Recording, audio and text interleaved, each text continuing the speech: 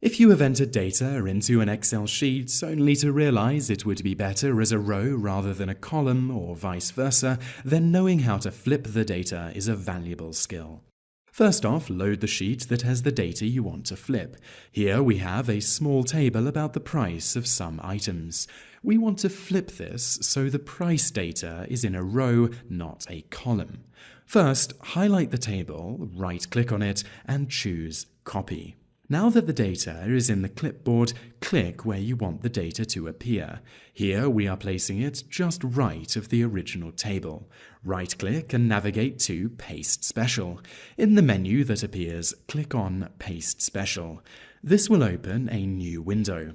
Click the Transpose checkbox at the bottom and click OK. The data will be inserted into the spreadsheet in the new location, and as you can see, all the data has been flipped, so the prices are now in rows rather than columns. This process will also work the other way round.